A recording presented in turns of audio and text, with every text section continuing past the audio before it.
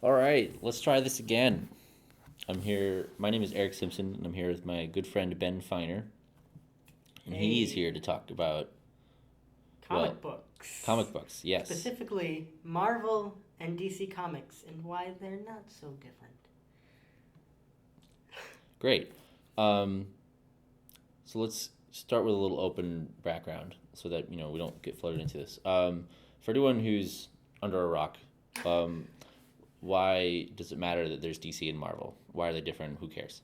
So, DC Comics and Marvel Comics are two of the largest publishers of comics in America. They publish pretty much all the big heroes. Superman, Batman are both DC. The whole Justice League is DC Comics, where people like Iron Man, Thor, Hulk, the Avengers, Spider Man, those kinds of people are Marvel Comics. And there's sort of a heated debate between fans of DC and fans of Marvel who's better. And this is something that's very near and dear to me as I grew up loving comic books and superheroes.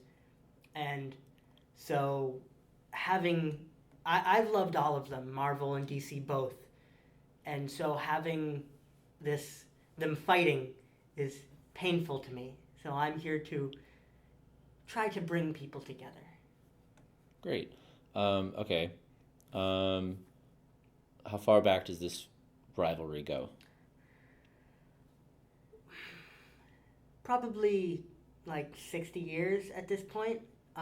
DC Comics has been around since the 20s, not always under that name. Marvel Comics came around a bit later, but both companies have been popular for a long time. Um, but DC has always had the big heroes until recently. Um, Outside of, say, Spider Man, all of the big household names Superman, Batman, Wonder Woman they've all been DC heroes because DC was well older. It's been around longer. It's the original heroes. You know, Superman, the first superhero, which is a fallacy, but Superman, the first superhero, is a DC Comics character. He always has been. Um, and so these two companies have been both competitors and friends for a very long time. They've had crossover events even when the Marvel superheroes and the DC superheroes have met and even fused bodies. Like there was it I'm trying to was it I think it was called Batclaw was an actual fusion of Batman and Wolverine. That's an actual thing that happened. Not that any of the characters from Marvel Comics or DC Comics remember it, except for one who is the guy who was in charge of dealing with it. None of them remember it, but these companies have been the best of rivals and the best of friends for many, many years. And the fans have always been, we're better. But it isn't until recently that I've noticed less camaraderie in nerddom and more lashing out, which is a shame. Could you say this has something to do with the advent of the internet, or would this have more to do with the success of the films lately? I think it probably have more than anything else have to do with the idea of nerddom being much more accepted today. In the days of the way comic book readers used to be looked at the way we look at a lot of popular culture and internet looks at people who are really, really into things like anime and manga today. People used to look at comic book nerds like that. They're weird, they're out there and quirky and stuff. And nowadays, being into superheroes, even as an adult, is cool. It's a normal thing to do, and that's partly due to successful movies and things. But superheroes in comic books are no longer the basement dwelling nerd thing. It's come into light, and as such, no longer do you need almost that camaraderie to survive. It might have been part of what it was is that they banded together because they were shunned by the rest of the world. Not, I'm being over dramatic, but the point is still there. And in today, there's a lot less of that shunning. It's a lot more accepted to be a comic book reader, or at least into superheroes. And so they no longer need each other. And also, people who are a lot more people are fans now due to things like the movies.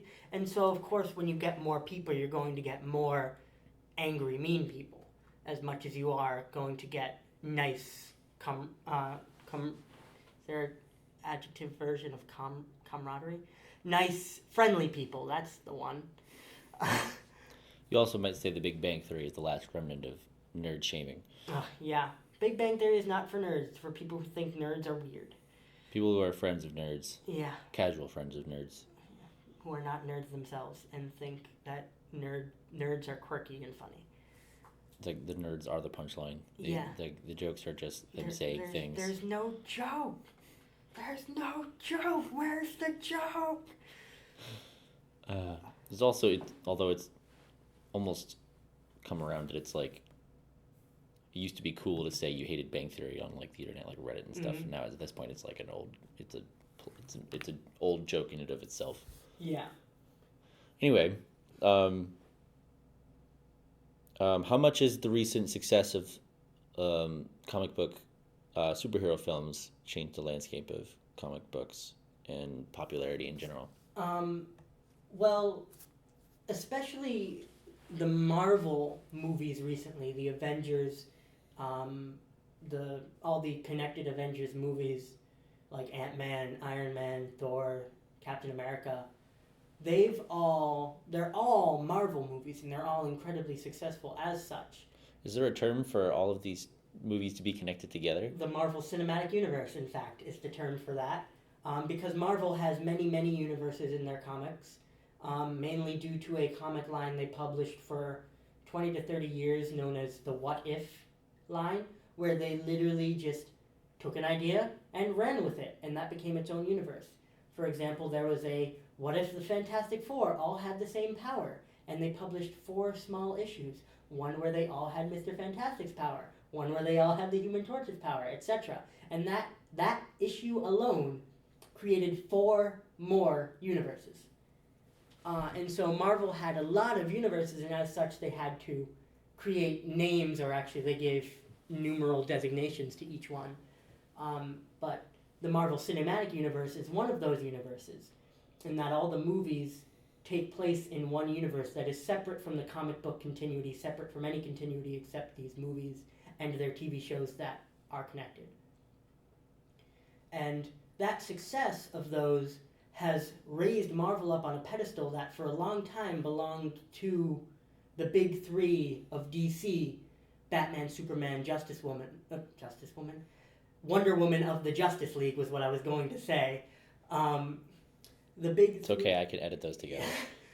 It might sound a little weird, but the big 3 of DC were the biggest heroes in popular culture for a long time. I guess only rivaled by Spider-Man was the only one Marvel had for a long time. The X-Men were kind of there, but not as much. But even Spider-Man was huge, but he wasn't Superman huge. And so this sort of raised Marvel itself up on a pedestal to the point where when I've talked to people about Marvel movies, one of them I remember said to me, Marvel's so much better than DC. DC's just so behind Marvel nowadays. And I had to sit there, and I didn't want to start an argument because it was a waitress that I was talking with as she was serving our food. I didn't feel like starting an argument. I didn't feel like arguing with her on Marvel versus DC, because as amazing as Marvel's movies have been, and as lackluster as some of the DC films have been, DC and Marvel, at their hearts, are about the same thing. Superheroes are about showing what's right and the different ways that can manifest. And DC and Marvel both do this very well. And Marvel has been very popular nowadays due to the success of its movies, are in which is partially due to the financial backing of Disney that they recently acquired. But at the same time, DC has rocketed to success in the animated areas.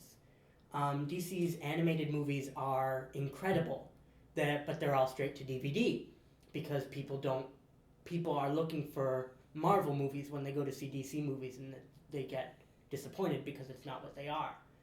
Um, and things like animated TV shows, Marvel has not had a great history with that. Outside of the Spider-Man show from the 90s, most of their shows have not succeeded very well until very recently. Where DC's animated lineup has always been very strong with shows like Teen Titans, Justice League Unlimited, Superman the Animated Series, Batman the Animated Series, Batman Beyond even. They've always been very popular. And so Marvel and DC both have their strong points, but Marvel is much more in the spotlight nowadays, much because of the movies. But I think, to me, what is deep down the difference between Marvel and DC, which is helping Marvel be more popular nowadays, is that at their core, in my mind at least, Marvel relies on science fiction, where DC relies on fantasy. There are exceptions to the such, like Marvel's Sorcerer Supreme Doctor Strange, who exclusively uses magic. It's a very fantasy-like subject, and characters like Batman in DC, who uses gadgets and less fantastical powers. But Marvel explains all of their magic away with science, where DC is usually good to go with, I'm sure there's science about it, but doesn't actually tell you. Like, they say Superman's powers are explained as an effect of his Kryptonian biology under the radiation of a yellow sun. That doesn't make any sense. It flat out doesn't. No, but that's their scientific explanation. Alternatively, Doctor Strange's powers are all explained away using things like string theory and dimensional nonsense. Like, almost everything in Marvel is another dimension. Even characters like Cyclops from the X-Men. His power seems fantastical, the ability to shoot a beam out of his eyes, but the canonical explanation in the comic books is that his eyes are actually portals to a dimension of pure kinetic energy. And the visor he wears and the glasses he wears, depending on the depiction, are able to block that energy. They're designed to do so. But whenever he removes that visor, he can't control the portals. So if his eyes are open and the visor's not there, pure kinetic energy is just blasting out of his eyes, which is why they never leave burn marks or anything, because it's not heat. It's exclusively force, but is explained away with a dimension. Another X-Men, Nightcrawler. Nightcrawler's teleportation, he actually jumps to a place called the Brimstone Dimension and back. Though he didn't know that for a long time, but he jumps to the Brimstone Dimension and back. A lot of things are explained away with dimensions which have scientific backing, and most of their science in Marvel is as sound as you can get with comic book science. But DC is okay with not worrying about the details, because DC is about the wonder, where Marvel is a lot about the coolness, but not so much the sense of wonder. There's less amazement and more, I don't know how to put it, less amazement and more understanding. Where a lot of DC's heroes are not very relatable. Superman doesn't lose. He has lost before, but the inherent idea behind Superman is the idealized American way. Superman does not lose. Even when he loses, he comes back later and wins because Superman is not designed to lose. Whenever the writers write themselves into a corner, they come up with a new power of his to make him win because Superman is not supposed to lose. Superman is an ideal more than anything of a character, where the Avengers lose all the time. Who knows how many times the X-Men have fallen apart? Spider-Man, I mean, he started out losing with his Uncle Ben's death caused by his own arrogance. It's sort of the central difference there is that, one is about understanding these characters while one is about seeing these characters as amazing. And that's not incompatible ideas.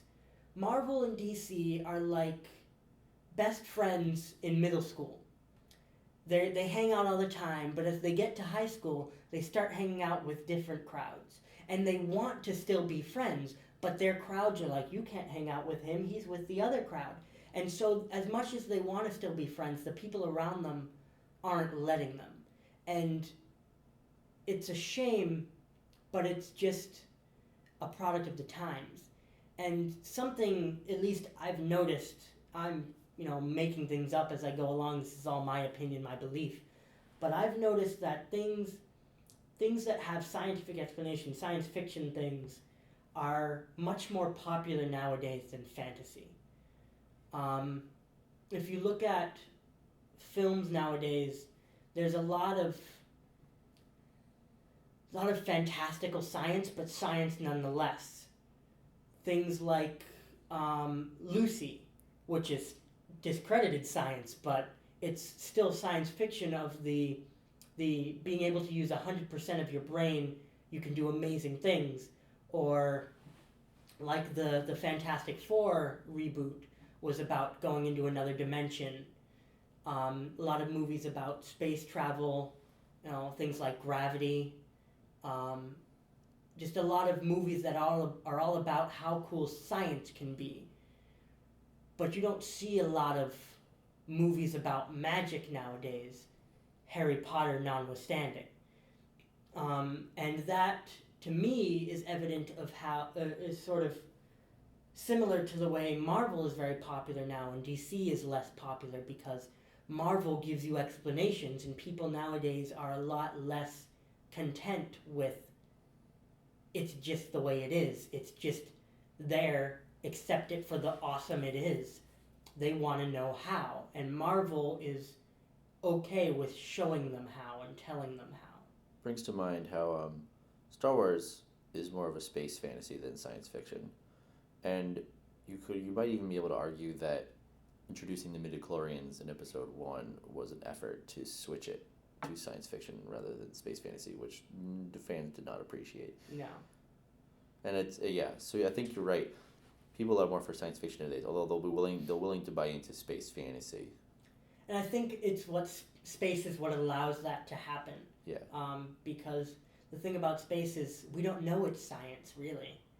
We like to imagine, but we don't know what's out there.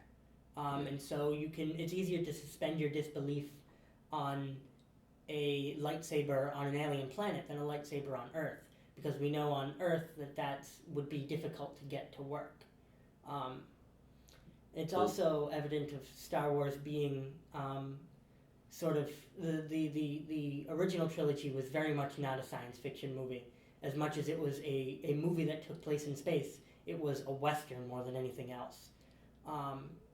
And so having to try to turn that into the science fiction romp that the prequels were with their holograms and their space cars, it didn't translate well because it wasn't what people expected out of Star Wars. But things like comic books, there's a lot more to accept here on Earth, and people want explanations for such. Which makes me wonder how we're going to get our Doctor Strange movie, because that is coming soon with Benedict Cumberbatch playing the title role. And he is a very mystical character. He is literally the sorcerer supreme of the Marvel universe, or at least of Earth in the Marvel universe. There's more than one sorcerer supreme. I think Doctor Doom is a weird sort of thing. Oh yeah, Doctor Doom is a master of the mystic arts in the comics. Both magic and science. Yeah. One of my favorite line from any of the Screw Attacks death battles is when they had him fight Darth Vader, so they're going into his history. I knew that, like, I recently learned through Reddit that Doctor Doom has more going on than is, like, he's not the lame superhero from Fantastic Four movies that I thought he was. Noises. Put it down. Just, yeah. Was when it says either like, oh, so then Doctor Doom traveled back in time 2,000 years so he could learn magic. And then he returned to the present the normal way by waiting. I was like, oh my god. Yeah. I was like, well, that is that's some high level magic. Like up until that line, I was like, oh, before that line, I was like, there's no way he's being freaking Darth Vader. And I was like, no, he survived 2,000 years and knows the magic. I was like, well. But at the same time, they gave a sort of scientific explanation for such in the comics, where Batman went back in time at one point. In fact, there's a plot line where Batman goes back in time, loses his memories like a caveman time, and like becomes the Man Bat. Not like Man Bat, the character from Now Times Batman. Who is a mutated bat researcher. The Man of Bats, maybe something like that. In like caveman times, and then he keeps jumping through time, and eventually ends up at the point in time where his parents' murder happens. He's around that time, and he still doesn't have any memory, but like he becomes a PI in this time, a private investigator. And a woman comes and hires him to look into his parents' death, though he doesn't know it's his parents' death at the time. It's actually a desk of death battle on this. And he ends up discovering that this woman who hired him is actually his mother, who had a body double and her husband killed as a sacrifice to the Man of Bats, of which she is a cult. She is a member of a cult that worships this ancient caveman deity Man of Bats, who is actually her son from like 20 years in the future in the past. It's a mess. Oh my god. And DC's like, yeah, don't worry about it. Where Marvel, to get away with that, would science away everything. So I should mention now that while I am going to edit this interview down to 2.5 minutes, my professor Mitch wants that file, but also the original file. So, Mitch, I don't know if you're into superhero comics or anything like that, but they're not all that crazy convoluted. Yeah, if you don't want convoluted, well, actually that's not true. Marvel is almost as bad. But if you start now, it'll be less convoluted because Marvel just got rid of all their infinite universes. Oh, like how Disney axed the Star Wars Expanded Universe? More like how DC got rid of all of their infinite universes 3 times now. They really like rewriting Superman. Well, the issue with Marvel has this thing called the sliding time scale, where their characters only kind of age, but the things that the time period that things happen in changes as things go. Where DC Comics, the characters age as the years go by. Like as in 2016, if they never rebooted their universes, Superman would be over 100 years old now at this point, I think. And so DC does their reboot oftentimes because all their characters are old. And they've killed some of them they want to bring back or things like that. And so they have some big world-altering event in their comics that causes everything to reboot. Marvel has never done this until very recently. DC's done it 3 or 4 times now. I think 4 after the most recent one, which was last year. But Marvel just recently did it mainly because of the success of the movies. Marvel has decided to restructure most of their comic book worlds to be as close to the movie worlds as possible. Oh man, I bet the comic book fans love that. Oh yeah, it's wonderful. Although I imagine it's actually, I don't disagree with that decision because I don't blame them from a business sense, but from like a deep down nerd heart sense, I'm very upset. But I can't blame them. Right. Well, not even just a business sense, because now the movies are bringing fans to read comics who've never read them before. Yeah. Maybe me included. I don't know. Maybe not. I think one thing I can't get past is how quickly you're done reading them after like an hour. I You're agree, which was fine when they were like 5 cents each, but now they're like $3 or $4 each, and that's not financially possible. Nope. Man, I thought we were going to be convoluted with the Kingdom Hearts conversation that we lost the recording of, but this is almost as convoluted, if not more. Yeah.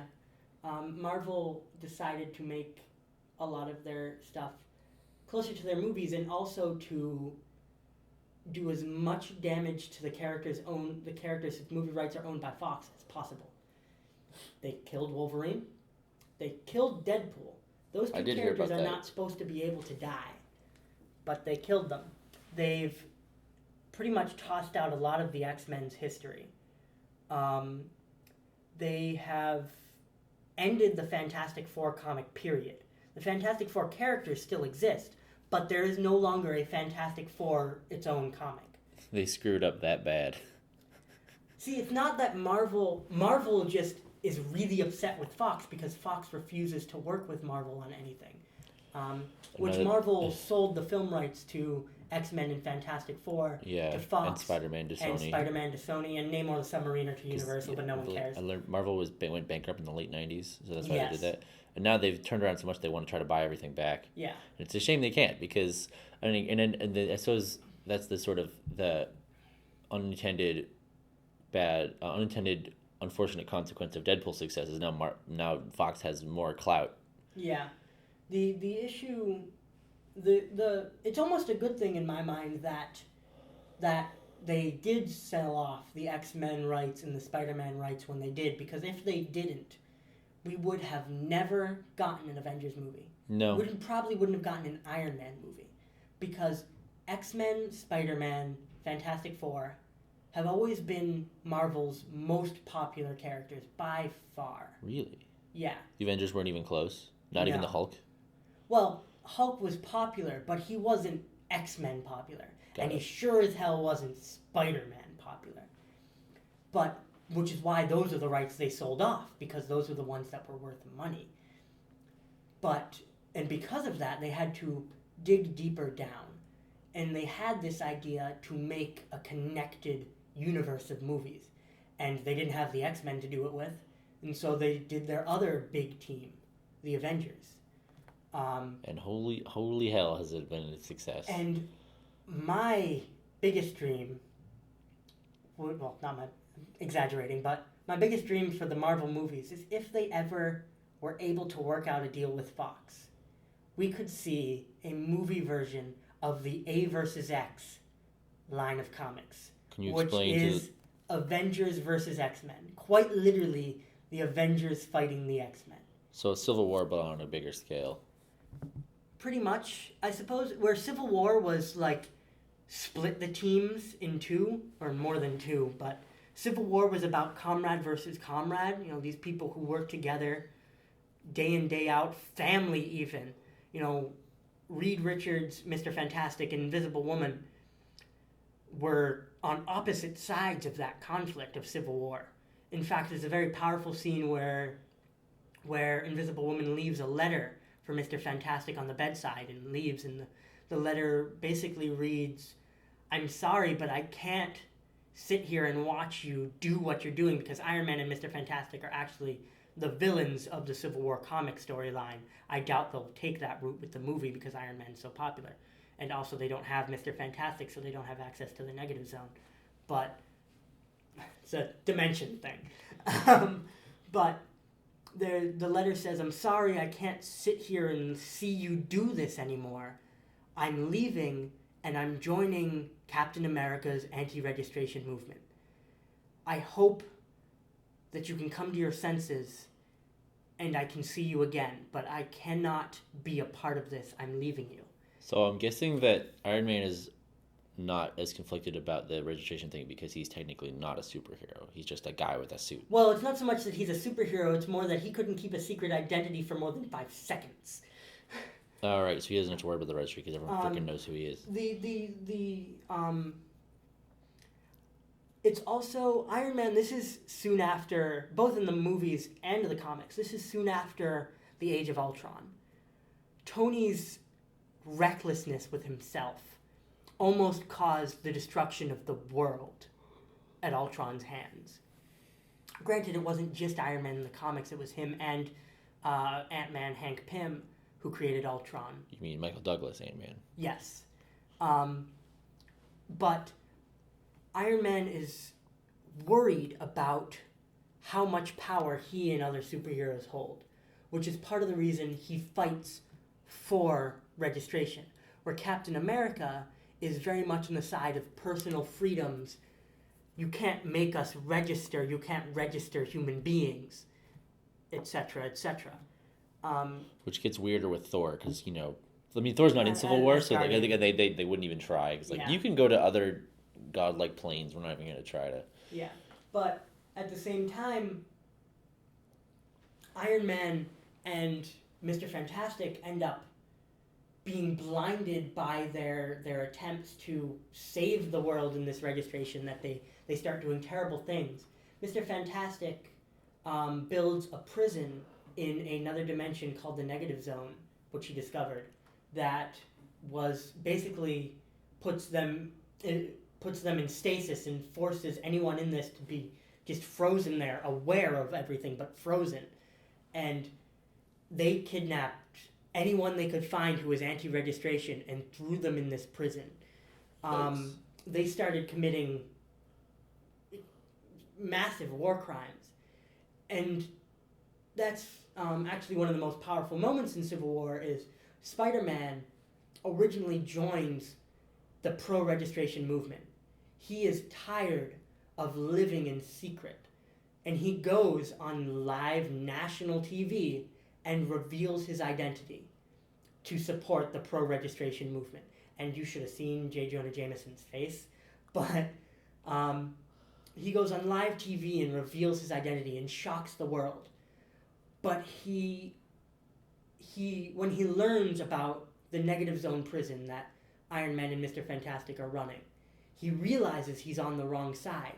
And there's a very powerful moment where he realizes he was wrong, and he defects to Captain America's movement in the anti-registration side and loses a lot of people he was fighting with and fighting for, because he realized that as well-intentioned as Mr. Fantastic and Iron Man were, they were doing terrible things to get to their goals because they were blinded by their goal. And so Civil War was very much about friend versus friend, comrade versus comrade, where X-Men versus Avengers was kind of a pissing contest, honestly. They were fighting about a lot of just methods more than anything else. They're each other's methods. If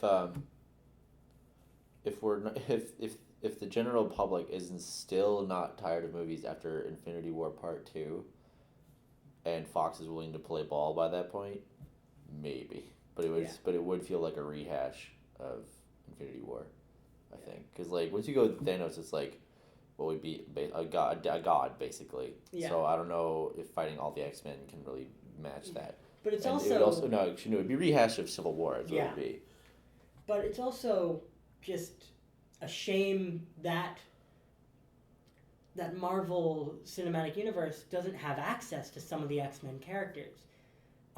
Somehow they got the rights to Scarlet Witch, who is not only an X-Men, but Magneto, an X-Men character's daughter. Which they axed, apparently, in the latest whatever. Well, yeah, it's no longer canon there.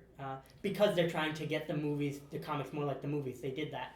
It's a shame they killed Quicksilver off within the same movie he was introduced. I was like, oh. Yeah. I mean, I get that, including an actual permadeath for a superhero character is actually kind of, makes it more dramatic, but at the same time, it's but now the team is, one. But also part of the issue is that by the time Scarlet Witch joins the Avengers in the comic, she's rebelling against Quicksilver and her father, who are X-Men. And so Quicksilver is never an Avenger.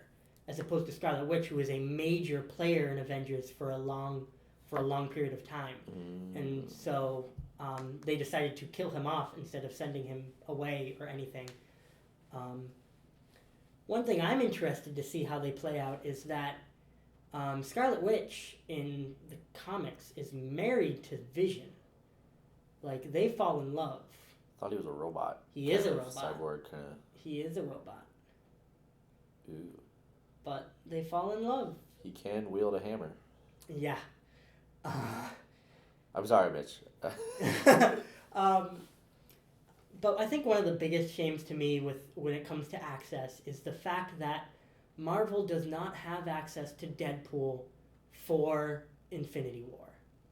Because the reason Thanos is really doing all of what he's doing, collecting the Infinity Stones in the movies, gems in the comics, is because he has a massive crush on the physical embodiment of Death.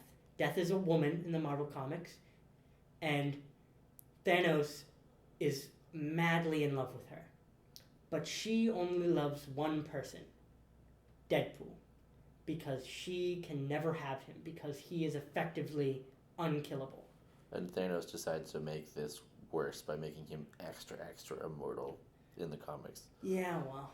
Which is like, Thanos, you did the one thing, like, you made it worse. Distance makes the heart grow fonder, Thanos. Good job. But at the same time, Thanos decides, you know how I'll get on Death's good side? I'll give her a gift. I'll kill everyone in the universe as a gift. That's his justification. And so he attempts to gather the Infinity Stones, which give you control over all of reality, everything, and use them to obliterate everything. Oh, that's interesting. I guess he could wield the Infinity Gauntlet with all the stones because he can't die. So, like, you know, the whole thing from Guardians of the Galaxy where they're like, oh, I can't hold power. Like, he'd be stood there and be like, oh, this sucks, but, like, I got it. And also, they state in Guardians of the Galaxy that the reason Star-Lord was able to hold it for as long as he did before they helped him was because of his lineage. So whatever species he's from, whatever species his father is in the movies, clearly has experience or is able to wield Infinity Stone for a certain period of time. It's also shown that the stone can be used without directly touching it. For example, the way Ronan the Accuser used it. And so having it on the gauntlet, I think, is how Thanos gets away with it, is having the gems on the gauntlet where they're not directly touching him. Okay, yeah, that makes sense. I hadn't thought of it that way. I thought the gauntlet had its own power, but it's just a convenient glove. No, the gauntlet is just a gauntlet with 5 slots, 1 on each knuckle, and 1 on the back of the palm for the 6 Infinity Stones. So I guess that would explain how he's even able to, like, use them and still be defeatable in any capacity. Yeah. That's the thing I'm actually most worried about in terms of writing for the upcoming Avengers movies involving any sort of Infinity Stones, is because the Time Stone is, like, OP compared to all the other ones, it seems. Because, like, if you can screw with time, then why even, like, deal with the other 5? Because it's like, well, I can... Because, like, if you have the Power Stone, it's like, well, this doesn't matter. I'll just use Time Stone, go back to before you had the Power Stone, and I'll just kill you right then. It's like, well, shit. Yeah, well, the Time Stone is sentient, so they're all arguably sentient. Well, Vision is evidence of that. Yeah, the Mind Stone. And Ultron to an extent. Yeah, the Mind Stone is especially sentient. Before I try to get things back on track, can you explain to me why the difference between why Ultron is bad but Vision is good, even though they're both from the Mind Stone? Based on the movie, mostly, because it's hard to the issue with Vision is not just the Mind Stone; it's the Mind Stone combined with Jarvis for one. Okay. But 2, Ultron was not a pure version of the Mind Stone either. It was sort of the Mind Stone infected this. They were trying to build a program out of that Mind Stone. Uh-huh. Iron Man and Hulk were trying to build this program based off the complexity of the Mind Stone, and the Mind Stone sort of infected the program. Yes, and that's what. What do you mean infected? How does that work? Sort of. I know it's sentient, but like. inserted some of its sentience into it, I guess. So it was able to question things and Yeah. have its own motives. But why would it be necessarily malevolent? Honestly, it's kind of an effect of nature versus nurture, where Vision was not. Ultron was immediately responded to negatively. Number one. Because Jarvis was like, "Oh, hey, how you doing? Okay, listen to me." And also the Jarvis program tried to attack the program that became Ultron until Ultron. Well, wasn't that after Jarvis realized that Ultron was try to pull some crap? But it was just trying to get out into the internet, which wasn't inherently bad. They still imply that he's evil from the get-go, though. Yeah. The honest truth is, it's just the way the parts of the Mind Stone, because the Mind Stone is everything, in sort of the mental idea. That's what each of these Infinity Stones are. Is they are. Yeah, the Mind Stone isn't inherently good or evil anyway. Yes, it's just the way it manifests itself, which is why. And Vision is less of the pure Mind Stone, but the Mind Stone as projected through Jarvis, because it's the Jarvis program running in this robot body that has the Mind Stone embedded in it, which also the Mind Stone's kind of embedded in Vision, so that's gonna turn out bad for him when Thanos comes a knocking. Oh well, yeah.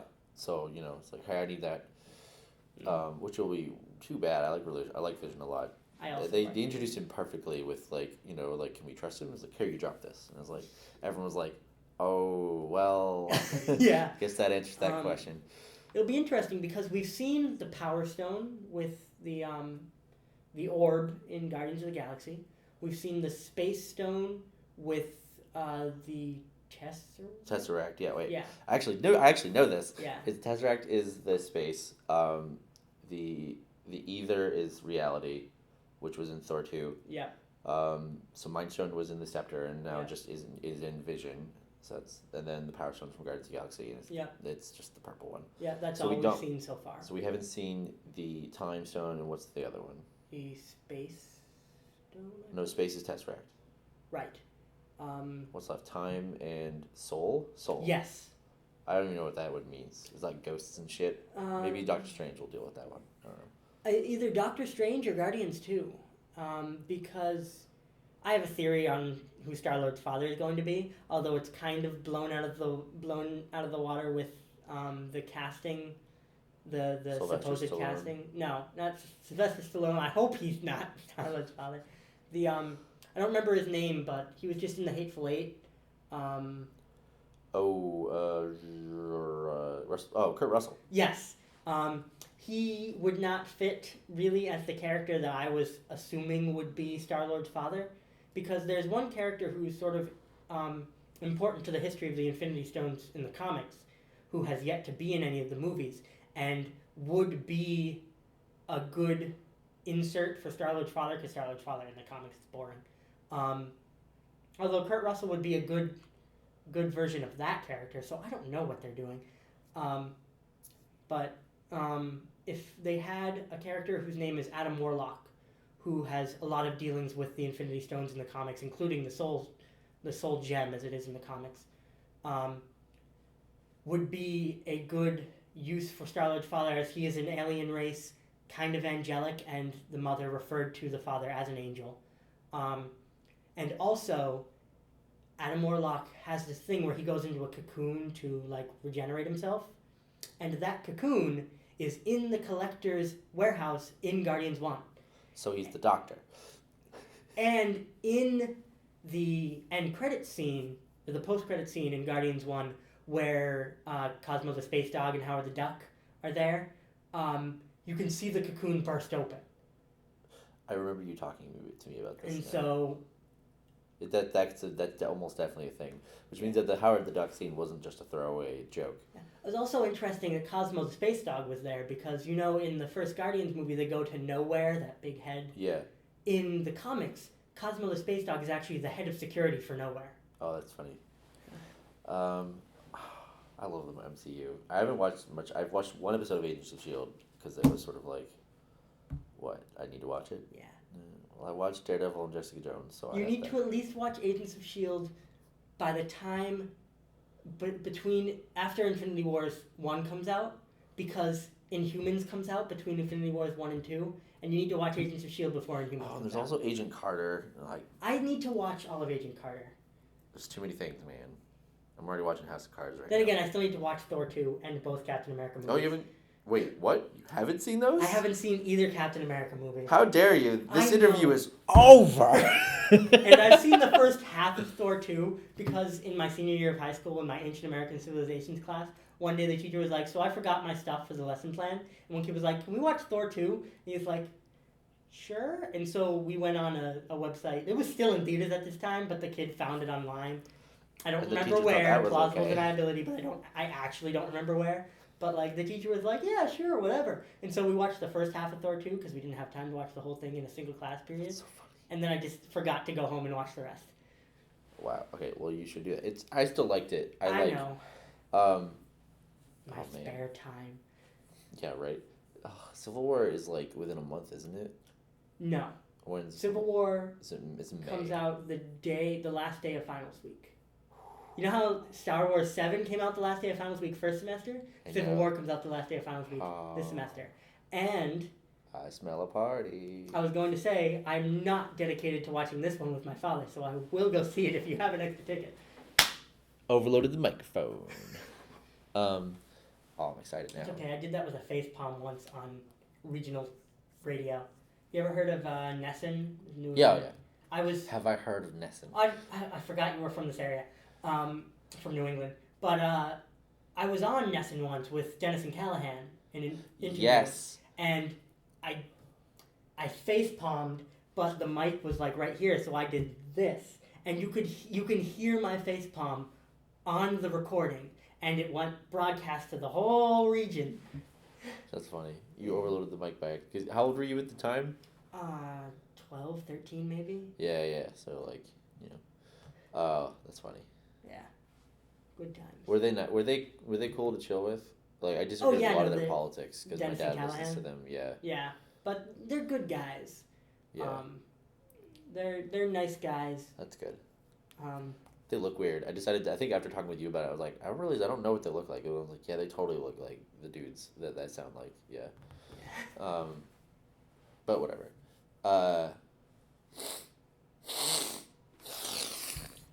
This definitely just turned into a conversation. I mean, I'm not mad. We're approaching 50 minutes. Castle started 15 minutes ago. I mean, you can. No, I'm gonna catch it 15 minutes in. Now I have to wait an hour for it to finish. All right, let's get. It rebroadcast. No, but it'll be online in an hour. I know that feel, bro. That's what I did with Victoria watching Game of Thrones all last year. That's what I did with Once Upon a Time last night. There was one day last year where I happened to be at home on a Sunday when there was a Game of Thrones episode. So I went to a friend's house whose parents had HBO. My family weirdly doesn't have HBO. We have everything else, but we don't have HBO. I asked my dad, and he said, "Oh, we don't pay for things." I was like, "We have a house in Florida. Are you freaking kidding me?" And yeah, so I was like, I got to watch. Do you watch Game of Thrones? No, but Basically, I got to watch the best episode of the most recent season, for like in actual HD, not the pixelated. Yeah. Whatever, and I was like, this is the first episode I've ever watched legally. Yeah, that was funny. I try to catch my shows on the actual channel, and then if I can't do that, then I'll try to catch it on that channel's website. But that usually requires waiting about 24 hours. And Yeah, so if I have time, I'll just go on certain not so reputable websites. Me and everyone else now, I subscribe to all of the late night talk shows YouTube channels, so I never watch them as they air. I watch them the next day. Reminds me, there's a last week tonight new video. It was pretty good. Well, it doesn't. I mean, it's hard to beat Trump from last week. He actually starts off the one from this week because they're talking about something called special districts, which is like one of the more technical things that they're trying to make more exciting than it actually is. It's like, so hello to all our new viewers who are coming from after the Donald Trumpies, and presumably goodbye. Yeah. But I watched it last night just after it came uploaded because I was up till like 3 in the morning for no real reason. Okay, let's try to wrap this up. So back to Marvel versus DC. Do you have any sort of closing statements? I think people need to accept that there are different kinds of beasts from the same species. That you can enjoy Marvel and not hate DC. It feels to a lot of people it feels like you have to be one or the other. But I am living proof that you can enjoy both and still be a semi normal person. Is the rivalry in the comics world really that bad? Because I think for me as more of just a moviegoer, I don't have much of a thing for Marvel versus DC. Although I held the same opinion as that waitress who says, well, Marvel's been killing it lately with the movies. And Marvel, and I think that's where it comes to light, and it's people that don't read the comics as often, people who pretty much exclusively know Marvel through the movies and know DC through their not so successful movies. Basically, just Batman and Green Lantern and Man of Steel, people which skipped. were not Man of Steel. Well, those two movies made money, but like they weren't. Yeah, they weren't as well received. Yeah, exactly. And so people see DC and see those, and they see Marvel and they see the Marvel movies. But if you look at Marvel and their cinematic universe, and then look at DC and their animated universe, because all of DC's animated movies since 2012, except for one, have been in one universe. I didn't even know that was a thing that was happening with those animated movies. No one does. In the DC animated universe, it is incredible. The Throne of Atlantis movie is amazing. What is that even? It's about it's a Justice League movie. Aquaman? Yes. Okay. It's a Justice League movie about Aquaman, and it's fantastic. Even people who don't like Aquaman, the majority of people will. I think most people just think Aquaman sounds dumb. They don't bother to look into it, like myself. I know and part of what makes the current DC animated movie line so powerful is it's more mature, for lack of a better way to put it. I mean, Damian Wayne slices multiple people in half during the Son of Batman movie. What was his name? Damian Wayne. It's Batman's son. Okay. No. Oh, does it sound like you were talking about like one of the Wayans brothers, like the guys who made White Chicks? No. I figured that's not what you meant, but it was funny. It sounded just like that. Or I know there's a scene in Throne of Atlantis even where the villain Black Manta is standing over Aquaman, who's like on the ground, just punched to the ground, and he's monologuing, and Aquaman turns up and puts his fingers to his temple in that classic talking to fish thing, and they're on a dock, and Black Manta's monologuing, and Aquaman does that, and just a giant shark comes up and just eats Black Manta alive, just randomly. Black Manta's just in the middle of a monologue, and suddenly giant shark eats him, and he screams. Like Samuel L. Jackson, Deep Blue Sea style, just. Yeah, literally. And Aquaman's like, yep. Yeah. Or Remember then, like that one game, like there was that fighting game that was like there was Mortal Kombat versus DC Universe, but then there was a more recent DC fighting. Injustice. Yeah, where like one of Aquaman's fatalities or whatever it is has just a shark come. He floods the fighting arena, and a shark just comes in and eats the other one. Yeah. Which is sort of evident of the way DC's trying to go now, because they've realized that the mature audiences that are making Marvel so much money with their cinematic universe are not interested in DC's usual happy-go-lucky, Batman aside, happy-go-lucky, don't worry about the details kind of story. And so they're taking things and making them darker. Which I think won't actually work in their favor, because one thing, Man of Steel was like way too dark and brooding and boring. Like I think there's that video someone made of realizing how washed out the colors are in Man of Steel, and they like added the color back in, and it looked amazing. Yes. And I think Christopher Nolan did the gritty Batman thing right, because also Batman sort of works as gritty. Right. Superman should not be gritty. Right, because Batman doesn't have superpowers, so it works. It makes sense. And the Joker doesn't have powers either. He just has a really good, as Yahtzee says, human resources department. Yeah. Yeah. So, but that doesn't work. That's why I'm worried about Justice. I mean, Batman v Superman being too gritty and That's having something I'm worried about too soul or with humor. the Marvel movies, or not the DC movies, which is why I'm glad with their animated movies, which are okay with the bright colors, but still having Aquaman swear and get in a bar fight, and and a 12-year-old Robin slice people in half with his swords. What? Yeah, I have Son of Batman on DVD if you ever want to watch it. I think I might want to. Son of Batman's, I think, one of the best. In the alternate universe where we have time. Yeah, I know. But at the same time, Batman v Superman's so worried about being flashy and having star power that I think it might fail. Because number one complaint with Batman v Superman, the casting for Lex Luthor. Jesse Eisenberg? Jesse Eisenberg. I don't doubt Jesse Eisenberg could play Lex Luthor, but he's not. He's playing Jesse Eisenberg. And a lot of people, when that sort of thing happens in a movie, you usually can tell that it's the writing that's the problem. But even in the trailers, every line Lex Luthor says is the perfect kind of thing for Lex Luthor to say. But Jesse Eisenberg does not say it like Lex Luthor would say it. It's Mark Zuckerberg. Yeah. Mark Zuckerberg. Yeah. Lex Luthor is very regal. He's very prideful and I am better than everyone else. But Jesse Eisenberg is playing like the Joker more than he is like... Yeah, with that line about the psychotic or whatever. But see, even that could be a Lex Luthor line. But Jesse Eisenberg says that is a 3-letter word, or that is a 3-syllable word for ideas too big for little minds to understand. Where that's not how Lex Luthor would be more. That is a 3-syllable word for ideas too big for your little mind to understand. It's much more regal, condescending. I am above you, as opposed to I'm just cooler than you. I gotcha. He's playing. So like they got too shrimpy of a guy. Even if Jesse Eisenberg held himself regally, he could have done it. But he's playing the damn Joker.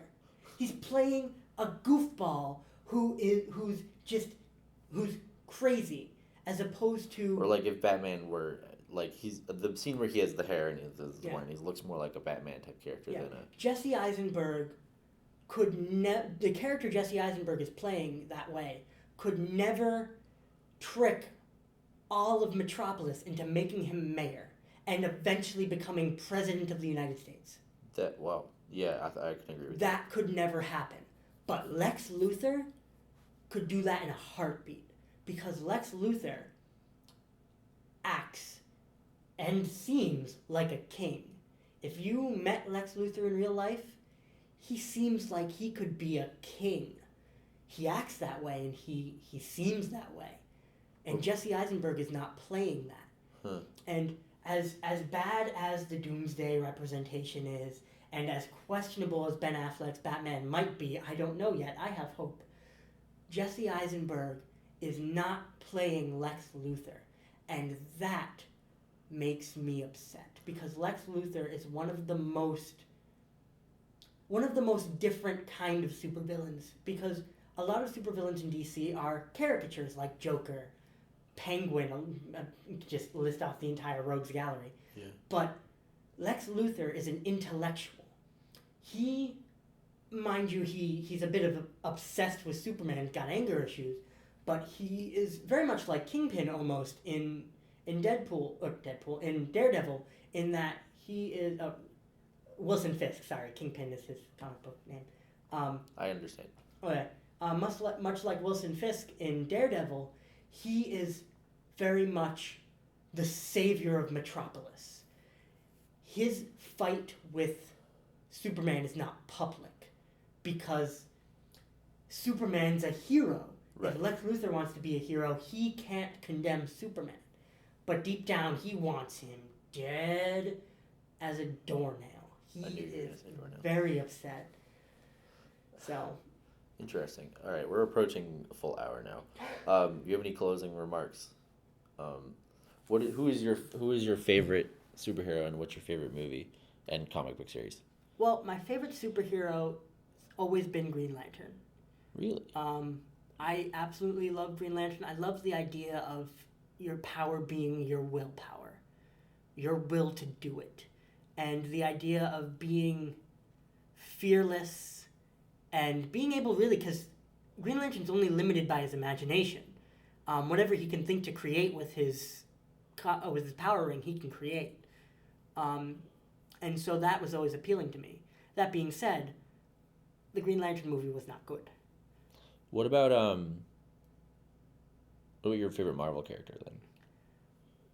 Nightcrawler, Really? I love the blue demon with the tail and the double katanas and the sassy German He has voice. katanas? What? Yeah, fucking double katanas. Sassy German voice, it's beautiful. I'm wondering where Deadpool ranks in your list. Deadpool's pretty high up, but also a lot of my characters are for nostalgia reasons. Oh, okay. I've grown up. I loved Green Lantern. I loved Nightcrawler. I loved. Did you like Nightcrawler in X2? I've only seen the first X-Men movie. I didn't like it very much. Not a huge fan of the X-Men movies. X2 is good. Yeah, I've heard. I haven't seen First Class. I'm upset with. See, First Class, while was a good movie, there's a lot of issues with continuity. Days of Future Past was I had fun, and the Quicksilver scene was amazing, but otherwise I was like, this was underwhelming. Especially since I thought it was supposed to be the end all, this is the big end of the world thing. Oh no, I'm sorry, no, Apocalypse is the new end of the world. It's well, what do you even do next? My problem with Days of Future Past is a feminist one. In the comics, Kitty Pryde, Shadowcat, the one who goes through walls, she's the one who goes to the future. Not Wolverine. No, not Wolverine at all. And it's very powerful. Wait, to the future or to the past? Or whatever direction they go, I don't remember. It's been a long time. They go to the past. But Kitty Pryde is the one who goes back. And it's everything that happens to her is very powerful. There's a lot of emotional moments, and she learns a lot about herself and her fellow X-Men and the history of their world. That's a shame, because, they wanted huge jacked man to be the one. And in the Marvel movie, or the Fox movie, they decided Wolverine makes money. We'll send Wolverine back so he can swear at people and hit them.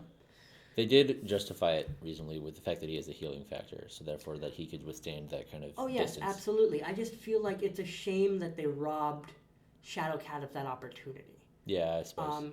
Also, there was a nice nod to her in the Deadpool movie that I assume it was a nod to her. It might have just been a joke. Which part? When Deadpool punches or goes to punch Colossus in the nuts, and then he feels it's like, your poor wife.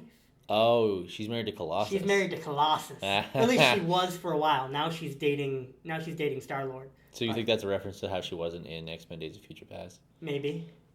Or it might have just been a joke. A little bit. I think it was just a dick joke. I think it might have just been a dick joke about Kitty Pryde, who's a very small woman.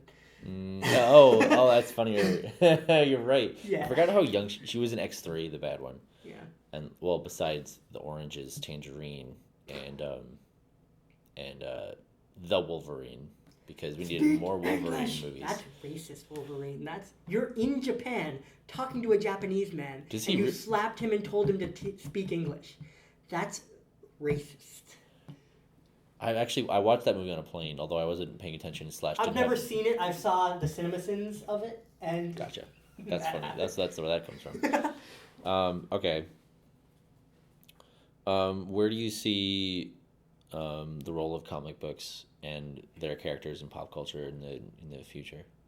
I think superheroes will become even more accepted as they are now, because there's still a lot of backlash, especially in feminist communities, because of the lack of good representation in comic books, and that's slowly changing with the Jessica Jones, characters like Muslim American Miss Marvel. She's from Pakistan. Yep. half Latino, half African American Spider-Man, although that's been going on for almost 5-6 years now. There's been a lot more inclusiveness, or there's slowly being more inclusiveness with other genders, other sexualities.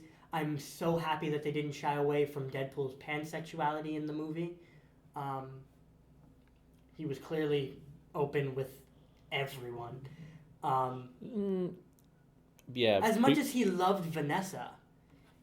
When does he? Well, there's that. For one, he flirts with everything that moves. Number one. Oh well, I guess you could see that as flirting, but you also could just see that as him being snide and making sexual But jokes. at the same time, he clearly. But even that is something that a lot of places are afraid to make. And as much as it wasn't super clear, like, hey, I'm pansexual, they didn't shy away from it either. Because those who have read the comics and are aware of his pansexuality, that's a good nod to them because they didn't hide it away. And there's the point in the beginning of the first flashback where he holds the gun in front of the guy and then he pushes the pizza guy up against the wall and just threatens him and then kisses him on the cheek. Stuff like that. And so there's a lot of and he just makes a lot of references to sexuality with everyone, which is sort of an open thing that is good for inclusivity when you know that he is pansexual, and it opens doors for other places to go farther than that. And comic books are absolutely moving in that direction, which is something long overdue, absolutely, with them. Is moving in more inclusivity and more sensitivity. That's good. To these sort of situations. And with the advent of these kinds of characters, it will only bring comics into more acceptance. Cool. Yeah. All right. Thank you so much. We got a lot more than I expected us to get, but I'm glad. I'm probably going to keep this recording for my own posterity. Works for me. We might as well podcast at this point. I might want to edit out my sniffling. Well, I sniffled into the microphone. That would be kind of gross to listen to. It was gross for me to hear it too. This is the kind of, I'd love to actually run like a YouTube show or a podcast like this where I discuss things with people and call it The Finer Things in Life with your host, Ben Finer. I'm going to give you a clap for that title. That's good. But the issue is I don't have the equipment for such. Well, right, you're not in a class that would give you clearance to rent the equipment, and you'd want to buy it anyway. Yeah. And so that's the thing. You need quality equipment. Regular YouTube show or podcast will not go anywhere. Yeah. That's the first step. It also still may not go anywhere. Also, yeah, do people really want to listen to me rant about these things all day? When there's already a billion people doing that. Yeah. On the internet. Okay. Yeah. Maybe if I introed with "Hi, I'm Ben, the cancer surviving," with your host Ben Finer, the cancer surviving ginger Jim, that might get me going. Oh, that's on the recording, isn't it? Yeah, I haven't turned it off yet. Thank you for listening, Mitch and me from the future. This is me from the past and Ben from the past, signing off. Thank you. Boop. Boop.